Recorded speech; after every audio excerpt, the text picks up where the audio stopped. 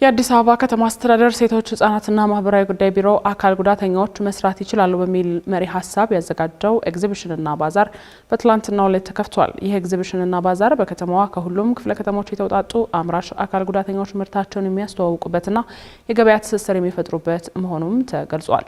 የቢሮው ኃላፊ ቆንጂት ደበላ ይህ ኤግዚቢሽንና ባዛር አካል ጉዳተኞች አይችሉም የሚለውን እሳቤ በመቀየር አምራች መሆን እንደሚችሉ ማሳያ ነው ብለዋል።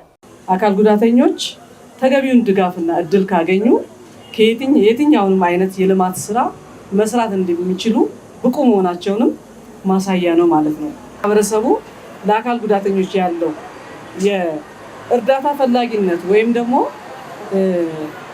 ከዚህ ወደ አምራችነትና ስራ ፈጣሪነት እይታ ጭምር እንዲቀይር ግንዛቤ ለመፍጠር ማምረት ይችላሉ የሚለውን ነገር በደንብ አድርጎ ለማሳየት የሚያስችለን ነው። አምራች አካል ጉዳተኞች በበኩላቸው አሁንም ማህበረሰቡ ላይ አይችሉም የሚል አመለካከት እንዳለ ገልጸው እንደዚህ አይነት የገበያ ትስስሮች የበለጠ ቢስፋፋ ወደ ገበያ ለመውጣት አመቺ ይሆናል ያሉት።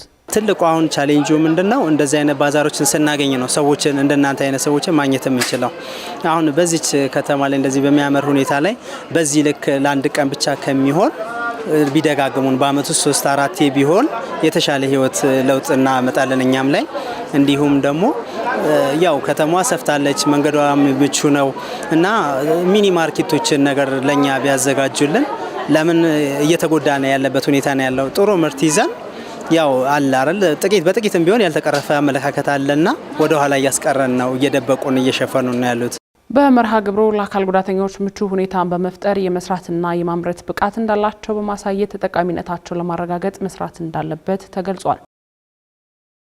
ቀዳሚ ወዳደረግነው የሀገር ውስጥ ዜናችን ስናልፍ መንግስት በመካከለኛው ምስራቅ ጦርነትና ዓለም አቀፍ ቀውስ ምክንያት በነዳጅ አቅርቦት ላይ ያጋጠመውን ችግር ለመቋቋም የሚያስችሉ ውሳኔዎችን ይፋ አድርጓል። ከዚሁ ጋር ተያይዞ የንግድና ቀጠናዊ ትስስር ሚኒስትር ካሳሁን ጎፌ የነዳጅ አቅርቦትና ስርጭትን የሚከታተል እርምጃ የሚወስድና የነዳጅ ቅድሚያ የሚሰጣቸውን ዘርፎች የሚለይ ልዩ ክፍል መቋቋሙንም ይፋ አድርገዋል።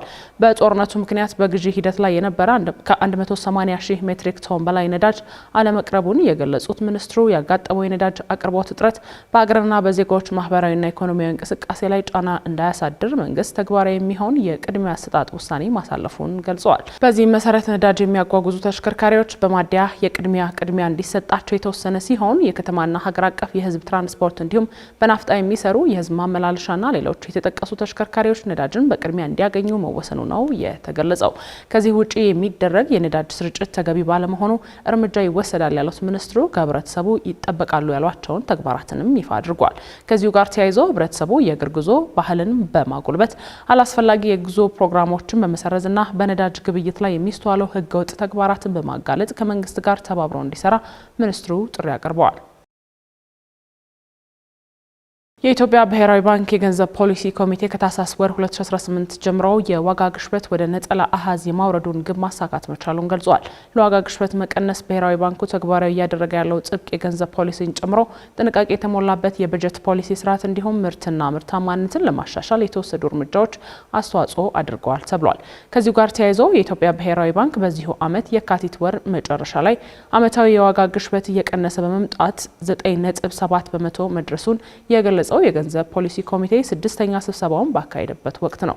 በርካታ ኢኮኖሚያዊ ዘርፎች ላይ ግምገማ ያደረገው ይኸው ኮሚቴ እድገትና የኢኮኖሚ እንቅስቃሴን ጨምሮ የወለድ ተመን፣ የባንክ፣ የበጀት፣ የውጭ ኢኮኖሚ ዘርፍና ዓለም አቀፍ ሁኔታዎች ላይ መክሯል።